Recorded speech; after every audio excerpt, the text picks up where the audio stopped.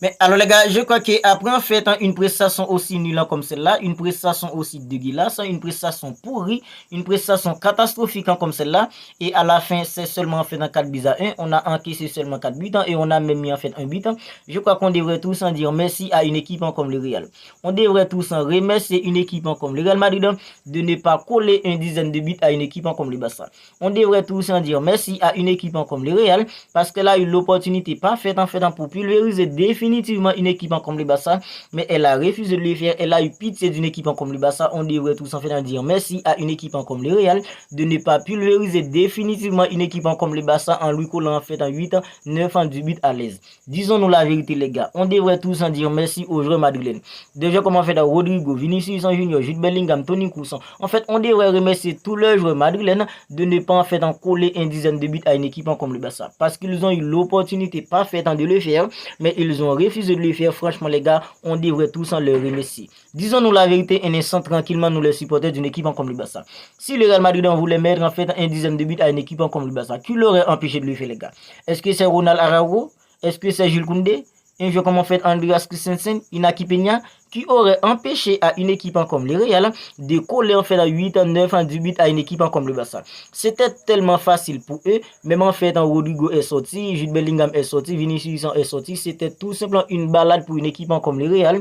On dirait que c'était tout simplement des adultes qui joueraient à des enfants. Voilà en fait dans le vrai thème, c'était tout simplement des adultes qui joueraient à des enfants. Tant que le Barça était complètement nul, tant que le Barça n'était pas dans les coups, tant que le Barça était impuissant. Franchement les gars, au bout en fait de 9 minutes en 2 jeux, c'était déjà en fait 2 buts à 0 pour une équipe comme le Real. Oh là là, c'était quoi ça les gars? C'était quoi ça? Nous les supporters du Barça qui rêvaient de voir le Barça gagner cette finale sur une équipe comme le Real Madrid. Franchement, je crois que c'était tout simplement un rêve pour nous les supporters d'une équipe comme le Barça. C'était une erreur en fait monumentale d'avoir pensé, d'avoir imaginé que ce Barça complètement nul allait pouvoir remporter cette Super Coupe d'Espagne sur une équipe comme le Real Madrid. C'était vraiment une erreur en fait monumentale en fait de notre part qui croyait que ce Barça complètement malade dans tous les compartiments en fait du terrain allait pouvoir remporter cette Super Coupe d'Espagne sur une équipe comme le Real Madrid. Franchement les gars, c'était tellement facile pour une équipe comme le Real. Ce sont eux en fait qui ont reculé qui fait que le Barça a pu mettre en fait un but. Si le Real Madrid en fait n'avait pas reculé, le Barça n'aurait jamais eu l'opportunité en fait d'inscrire en fait ce but. Parce que les gars, le Barça était tellement nul, le Barça était tellement impuissant. Depuis que je supporte une équipe comme le Barça, depuis qu'en fait, je regarde en fait dans les classicos, j'ai jamais vu un Barça aussi impuissant comme ça a été dans cette finale en fait dans des Super Coupes d'Espagne. J'ai jamais vu un Barça aussi nul, j'ai jamais vu un Barça aussi impuissant, j'ai jamais vu un Barça aussi catastrophique les gars comme ça a été dans cette finale. Même le Barça de Ronald Koeman avec des joueurs comme Mingueza, des joueurs comme Denis Suarez, des joueurs comme Nelson Semedo, franchement les gars, le Barça n'a pas été aussi impuissant comme ça a été dans cette finale les gars. Alors c'était quoi ça les gars? C'était quoi cette prestation? Même le dernier classico en Coupe du Roi la saison dernière, le classico que le Real avait gagné par 4 buts à 0, Benzema a mis en fait un triplé à ce moment-là. Franchement, le Barça n'était pas aussi impuissant comme ça a été dans cette finale. Alors c'était quoi ça? C'était quoi cette prestation faite en catastrophique de la part d'une équipe comme le Barça? Nous les supporters du Barça, en fait, le Barça qu'on aime, le Barça qu'on apprécie, le Barça qu'on adore. Alors c'était quoi ça? Quelle humiliation pour nous les supporters d'une équipe comme le Barça.